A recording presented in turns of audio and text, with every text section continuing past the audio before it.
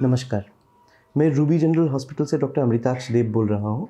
मैं एक नेफ्रोलॉजिस्ट हूँ और मैं आपको आज बताना चाहता हूँ बोन मिनरल डिजीज़ के बारे में, जो क्रॉनिक किडनी डिजीज़ का एक कॉम्प्लिकेशन होता है। तो बेसिकली बोन मिनरल डिजीज़ से हम क्या समझते हैं? हमने पहले भी बात किया क्रॉनिक किडनी डिजीज़ किसे कहते हैं। अब जिसको भी क्रॉनिक किडनी डिजीज़ रहता है, इनमें आमतौर पे फॉस्फोरस नामक एक नमक होता है जो कि हमें खाने के माध्यम से मिलता है। इसका मात्रा बढ़ने लगता है। जब इसका मात्रा शरीर में बढ़ने लगता है तो हम लोगों के शरीर कोई हार्मोन्स तैयार करता है जो कि फास्फोरस को मेंटेन करने के लिए होता है और साइमल्टेनियसली कैल्शियम को बढ़ाने के लिए होता है। तो ये जो हार्मोन है ये बेसिकली पैराथॉर्मोन कहलाता है। ये क्या करता है? हड्डियों से कैल्शियम को बाहर निकाल लेता है और फास्फोरस को और कैल्शियम को कम कर देता है।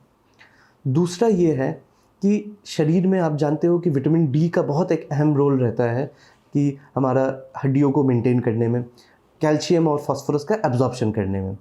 अब विटामिन डी धूप से मिल सकता है हमें, मगर विटामिन डी फाइनली एक्टिवेट होना होता है। जो विटामिन डी धूप से मिलता है वह एक्टिव विटामिन डी नहीं होता है।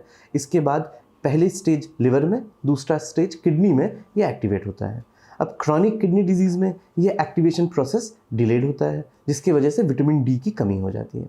तो दो चीज़ें हुआ, एक तरफ तो हमारा कैल्शियम फास्फोरस का एब्जॉर्प्शन भी कम हो गया क्योंकि विटामिन डी कम काम कर रहा है, और दूसरे तरफ हड्डियों से सारा कैल्शियम विटामिन डी निकल के आ जाता है, जिसकी वजह से हड्डियाँ बिल्कुल कमज़ोर हो जाती है। और क्रॉनिक किडनी डिजीज़ में फ्रैक्चर्स का इंसिडेंस बहुत ज़्यादा होता है। गिरने पे तुरंत हड्डियाँ चूर चूर हो जाते हैं, रिपेयर करना भी इसको बहुत मुश्किल होता है। तो हम लोग इसके लिए करें क्या?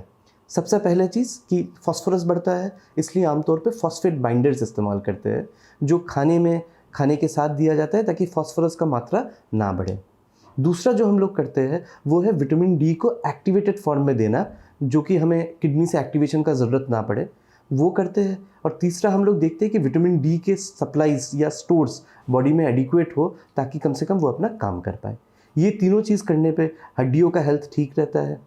अब बोन मिनरल डिजीज़ का असर सिर्फ बोन्स पे ही नहीं, इसका असर बेसिकली हमारे ब्लड वेसल्स के ऊपर भी पड़ता है, क्योंकि इसमें कैल्शियम का डिपोजिशन हो जाए, फास्फोरस का डिपोजिशन हो जाए तो वेसल स्टिफ हो जाता है, हाइपरटेंशन के चांसेस बढ़ जाते हैं, पेरिफेरल वेस्कुलर डिजीज़ या हार्ट की बीमारियों के भी चांसेस बढ़ जाते हैं। तो इन चीज़ों को कंट्रोल रखने पे हार्ट की बीमारियां भी कम होंगी, साथ में हड्डियां भी मजबूत होंगी। तो ये चीज़ हमें ध्यान रखने वाली चीज़ है। तो यही था हमारा मिनरल बोन डिजीज़ या बोन मिनरल डिजीज़ के बारे में छोटा सा वीडियो। धन्यवाद।